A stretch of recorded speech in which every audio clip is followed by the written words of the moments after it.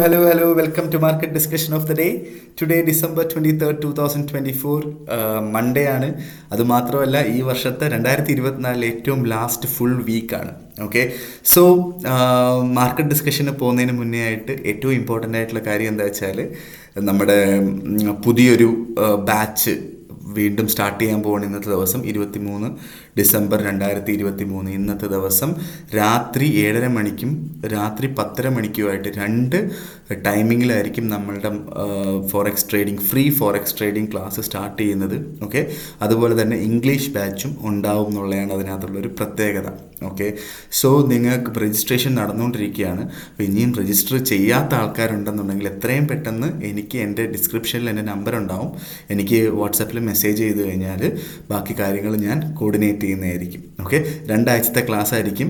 1 മണിക്കൂർ വെച്ചിട്ടായിരിക്കും ഈ 7:30 മണിക്കും 10:30 മണിക്കുമായിട്ടുള്ളൊരു ബാച്ച് നടക്കുന്നത്.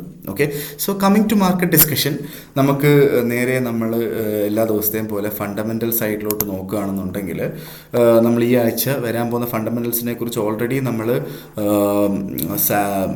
സാറ്റർഡേയിലത്തെ മാർക്കറ്റ് ഡിസ്കഷനിൽ നമ്മൾ ഡിസ്കസ് ചെയ്തിട്ടുണ്ടായിരുന്നു. പക്ഷേ ഒന്നും കൂടെ ജസ്റ്റ് ഒന്ന് ഓടിച്ചു പോകാം ഇന്നത്തെ ദിവസത്തെ ഫണ്ടമെൻ്റൽസിനെ കുറിച്ച്. അപ്പോൾ ഇന്ന് നമുക്ക് GDP അനൗൺസ്മെൻ്റ് ഉണ്ട് യു കെ ടൈം. ഇനി ഒരു അരമണിക്കൂറിൽ ഈ പറയുന്ന GDP അനൗൺസ്മെൻറ്റ് വരും എന്നുള്ളതാണ്.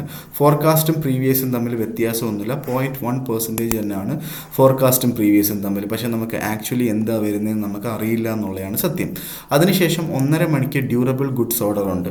ഓക്കെ, അതിനുശേഷം ന്യൂ ഹോം സെയിൽസ് ഉണ്ട്. അതിനുശേഷം 1:30 മണിക്ക്, അതിനുശേഷം 3 മണിക്കായിട്ടാണ് ന്യൂ ഹോം സെയിൽസ് വരുന്നത്. അതിനുശേഷം CB കൺസ്യൂമർ കോൺഫിഡൻസ് ഇൻഡെക്സ് ഉണ്ട്. ഓക്കെ, സോ 3 മണി കഴിഞ്ഞ്, അതായത് 3 മണി എന്ന് പറഞ്ഞു കഴിഞ്ഞാൽ UK ടൈമിംഗ് 3 മണി എന്ന് പറഞ്ഞു കഴിഞ്ഞാൽ ഇന്ത്യൻ ടൈമിംഗ് 8:30 മണിയാണ്. ഓക്കെ, ആ സമയത്തിൻ്റെ പ്രത്യേകത എന്താണെന്ന് വെച്ച് കഴിഞ്ഞാൽ US മാത്രമായിട്ട് ഓപ്പറേറ്റ് ചെയ്യുന്ന സമയമാണ്. അതായത് യൂറോപ്പ് ക്ലോസ് ആയി US മാത്രമായിട്ട് ഓപ്പറേറ്റ് ചെയ്യുന്നൊരു സമയമാണ്. ആ സമയത്ത് എന്താ പ്രത്യേകത, ഈ ന്യൂസുകൾ വരുന്നത് കാരണം ഒരു അൺസർട്ടൻ സിറ്റുവേഷനിലായിരിക്കും മാർക്കറ്റ് എന്നുള്ളതാണ് ആ ഒരു സമയത്തിൻ്റെ പ്രത്യേകത. ഓക്കെ, സോ ആ സമയത്ത് നമ്മൾ ട്രേഡ് ചെയ്യുന്നുണ്ടെങ്കിൽ ഉറപ്പായിട്ടും എന്ത് ചെയ്യണം, നമ്മൾ ആ ഒരു സ്റ്റോപ്പ് ലോസ് ഇട്ട് തന്നെ പ്രോപ്പറായിട്ട് ചെയ്യണം എന്നുള്ളതാണ് ആ ഒരു സമയത്തിൻ്റെ പ്രത്യേകത എന്ന് പറഞ്ഞു കഴിഞ്ഞാൽ. ഓക്കെ, സോ അതേപോലെ തന്നെ നമുക്ക് നാളെ നമുക്ക് ക്രിസ്മസിൻ്റെ തൊട്ട് മുന്നത്തെ ദിവസമാണ്. US മാർക്കറ്റ് ഒരു സെമി ഹോളിഡേ എന്നൊക്കെ പറയാൻ പറ്റുന്ന ദിവസമാണ് അല്ലേ. യൂറോപ്പ് ഫുള്ള് ഹോളിഡേ ആണ്. US മാർക്കറ്റ് പ്രവർത്തിക്കും, പക്ഷേ ഒരു ഹോളിഡേ മൂഡായിരിക്കും. അതിൻ്റെ പിറ്റേന്ന് 25th ക്രിസ്മസ് ഡേ ആണ്. ഓക്കെ, സോ തേഴ്സ്ഡേ വന്നിട്ട് എന്താ പറയുക, 26 ഇനിഷ്യൽ ജോബ്ലെസ് ക്ലെയിം ഉണ്ട്. എന്താ പറയുക, അതാണ് ഇനിഷ്യൽ ജോബ്ലെസ് ക്ലെയിമാണ് ഇമ്പോർട്ടൻ്റ് ന്യൂസ്. അപ്പോൾ എന്തായാലും നമുക്ക് ആ ന്യൂസുകളെക്കുറിച്ചും കാര്യങ്ങളെക്കുറിച്ചൊക്കെ നമുക്ക് ഉറപ്പായിട്ടും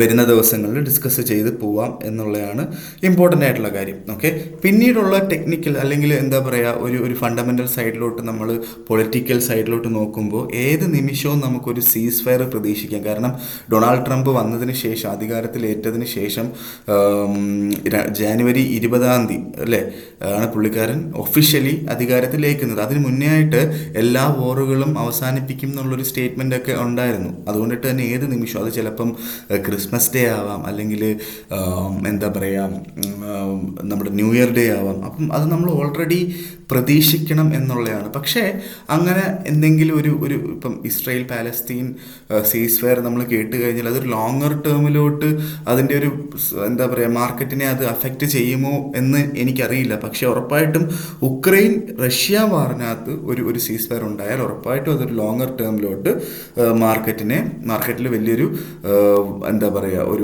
ഇമ്പാക്റ്റ് ഉണ്ടാക്കിയെടുക്കാനുള്ള പോസിബിലിറ്റിയാണ് നമ്മൾ കാണുന്നത്. ഓക്കെ, സോ നേരെ നമ്മൾ ടെക്നിക്കൽ സൈഡിലോട്ട് നമ്മൾ വരുമ്പോൾ, ടെക്നിക്കൽ ഫസ്റ്റ് ഓഫ് ഓൾ നമ്മൾ JVP എല്ലാ ദിവസവും പറഞ്ഞത് JPYയിലോട്ട് വരുവാണെങ്കിൽ, JPY ഇപ്പോൾ ട്രേഡ് ചെയ്യുന്നത് 156.617 ആ ഒരു റേഞ്ചിലാണ് JPY നിൽക്കുന്നത്.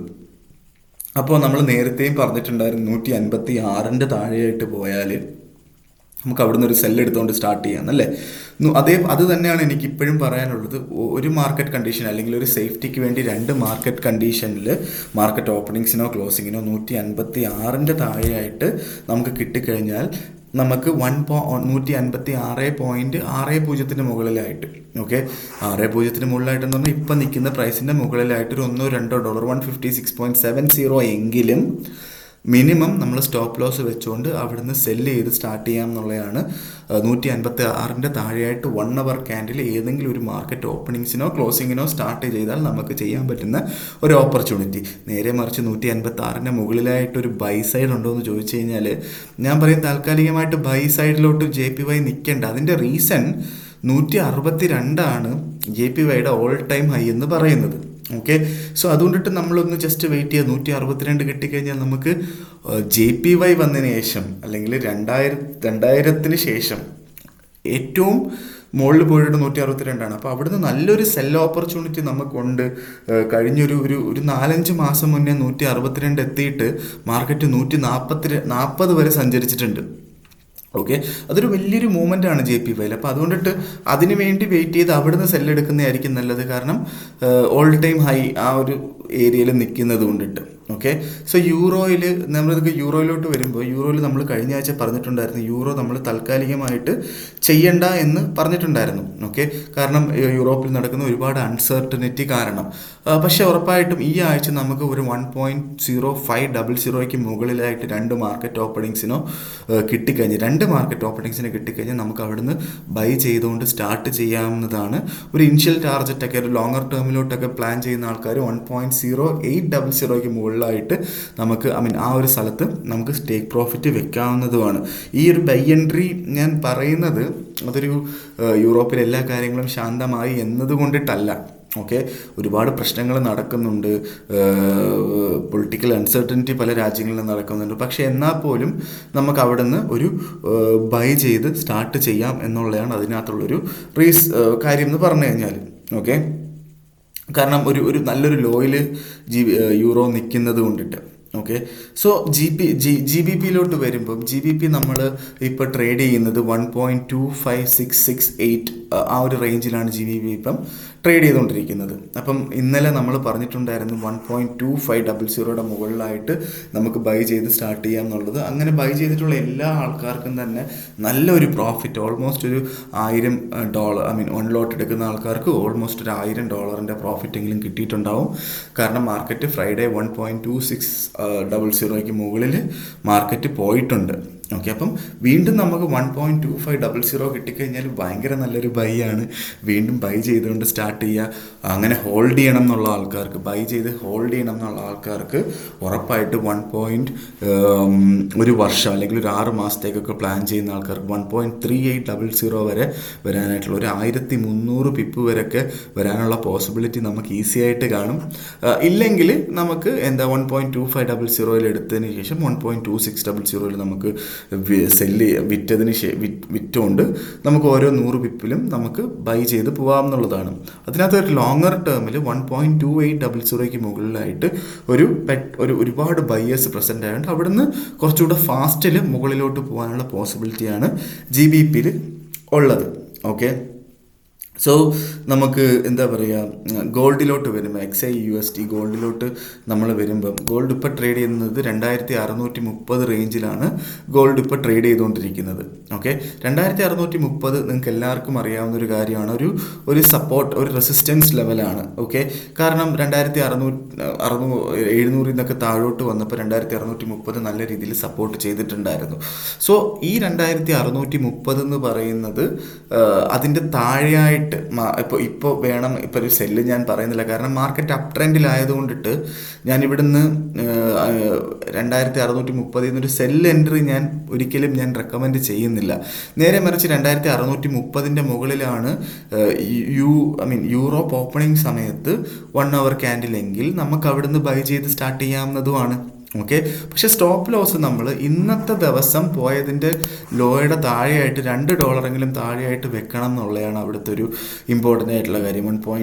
2617 താഴെയായിട്ടൊരു 15 അല്ലെങ്കിൽ ഒരു സേഫ്റ്റിക്ക് വേണമെങ്കിൽ ഒരു 13 വെച്ചാൽ സേഫായിട്ട് നമുക്ക് സ്റ്റോപ്പ് ലോസ് വെക്കാം എന്നുള്ളതാണ്. ഓക്കെ, പക്ഷേ ഒരു ബൈ പോയിന്റ്, നല്ലൊരു ബൈ പോയിന്റ് ഉറപ്പായിട്ട് 2615 നല്ലൊരു ബൈ പോയിന്റ് ഉണ്ട് എന്നുള്ളതാണ് അതിലും ഇമ്പോർട്ടൻ്റ് ആയിട്ടുള്ളൊരു കാര്യം. ഉറപ്പായിട്ടും കിട്ടിക്കഴിഞ്ഞാൽ അവിടുന്ന് ബൈ ചെയ്ത് സ്റ്റാർട്ട് ചെയ്യുക.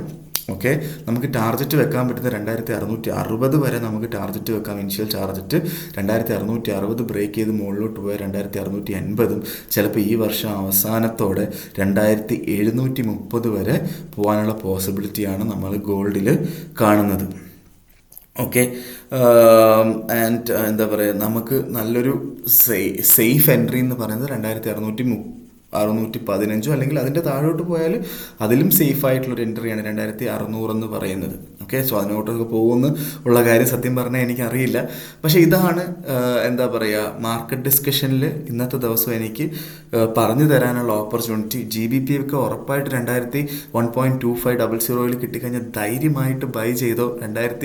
1.2460 അല്ലെങ്കിൽ 40 താഴെയായിട്ട് സ്റ്റോപ്പ് ലോസ് ഇട്ട് നമുക്ക് ധൈര്യമായിട്ട് വേണമെങ്കിൽ ഒരു ലോങ്ങർ ടേമിലോട്ട് വേണമെങ്കിൽ ഹോൾഡ് ചെയ്ത് പോകാവുന്നതാണ്. കാരണം GBPയിൽ നമ്മൾ ഇപ്പോൾ ഒരു ലോട്ട് ട്രേഡ് ചെയ്യുന്ന ആൾക്കാർക്ക് ഒരു 3 മാസം 3 to 6 monthsനുള്ളിൽ ഒരു ഇൻവെസ്റ്റ്മെൻറ്റ് പോയിന്റ് ഓഫ് വ്യൂവിലാണെന്നുണ്ടെങ്കിൽ ഒരു ഓൾമോസ്റ്റ് 800 പിപ്സ് വരെ മുകളിലോട്ട് ഈസി ആയിട്ട് പോകാനുള്ള പോസിബിലിറ്റി ഞാൻ കാണുന്നുണ്ട്. അപ്പോൾ അങ്ങനെ ചെയ്യുന്ന ആൾക്കാർക്ക് വേണമെങ്കിൽ അങ്ങനെ ചെയ്യാം. കാരണം വേറെ ഒന്നും ട്രേഡ് ചെയ്യേണ്ട ആവശ്യമില്ല. ഒരു ലോട്ട് ചെയ്യുന്ന ആൾക്കാർക്കൊക്കെ ഒരു 800 പിപ്പ് എന്ന് പറഞ്ഞാൽ $8000 മുകളിലുള്ള പ്രോഫിറ്റ് ആയിരിക്കും ഒരു 3 മാസം കൊണ്ട് നമുക്ക് നേടിയെടുക്കാൻ പറ്റുന്നത്. ഓക്കെ, സോ ഇതാണ് എനിക്ക് ഇന്നത്തെ ദിവസം മാർക്കറ്റ് ഡിസ്കഷനിൽ പറയാനുള്ളത്. ഒന്നുകൂടെ ഓർമ്മിപ്പിക്കുകയാണ്, ഇന്നത്തെ ദിവസം നമുക്ക് വീണ്ടും ക്ലാസ് സ്റ്റാർട്ട് ചെയ്യുകയാണ്, നമ്മുടെ പുതിയ ബാച്ച് സ്റ്റാർട്ട് ചെയ്യുകയാണ്. കയറിയിട്ടില്ലാത്ത ആൾക്കാർ എത്രയും പെട്ടെന്ന് രജിസ്ട്രേഷൻ ചെയ്യുക. ഓക്കെ, എൻ്റെ ഡിസ്ക്രിപ്ഷനിൽ നമ്പർ എടുത്ത് എനിക്ക് എത്രയും പെട്ടെന്ന് മെസ്സേജ് അയച്ചു കഴിഞ്ഞാൽ ഞാൻ ബാക്കി കാര്യങ്ങളെല്ലാം കോർഡിനേറ്റ് ചെയ്യുന്നതായിരിക്കും. ഓക്കെ, അതേപോലെ തന്നെ നിങ്ങളുടെ സുഹൃത്തുക്കളോ ഓൾറെഡി നമ്മുടെ ഈ ബാച്ചിൽ സ്റ്റാർട്ട് ചെയ്തിട്ടുള്ള അല്ലെങ്കിൽ കയറി ക്ലാസ് അറ്റൻഡ് ചെയ്തിട്ടുള്ള ഫുള്ളായിട്ട് അറ്റൻഡ് ചെയ്തിട്ടുള്ള ആൾക്കാർക്ക്, നിങ്ങളുടെ ഫ്രണ്ട്സോ ഫാമിലിയോ ഉള്ള ആൾക്കാർക്ക് ഈ ഒരു എന്താ പറയുക, ഈ ഒരു വീഡിയോ നിങ്ങൾക്ക് അയച്ചു കൊടുക്കാവുന്നതാണ്. ഇംഗ്ലീഷിൽ മലയാളം മനസ്സിലാവാത്ത ആരെങ്കിലും ഒക്കെ ഉണ്ടെന്നുണ്ടെങ്കിൽ എനിക്ക് കണക്ട് ചെയ്ത് തരാവുന്നതാണ്. അപ്പം അവർക്ക് ഞാൻ ഇംഗ്ലീഷിൻ്റെ ബാച്ചിൻ്റെ ലിങ്കും ഞാൻ അയച്ചു കൊടുക്കും എന്നുള്ളതാണ് അതിനകത്തുള്ളൊരു കാര്യം. ഓക്കെ, സോ ഇതാണ് ഇന്നത്തെ ദിവസം എനിക്ക് പറയാനുള്ള കാര്യങ്ങൾ. അപ്പം എന്തായാലും മാർക്കറ്റ് ഡിസ്കഷനായിട്ട് നമുക്ക് എന്തായാലും ഉറപ്പായിട്ട് നാളെയും കാണാം. ഓക്കെ, മറ്റന്നാൾ ക്രിസ്മസ് ഡേ ആയിട്ട് ഉറപ്പായിട്ടും മാർക്കറ്റ് ഡിസ്കഷൻ ഉണ്ടാവില്ല. അപ്പം മാർക്കറ്റ് ഡിസ്കഷനായിട്ട് നാളെ കാണുന്നത് വരെ ഗുഡ് ബൈ.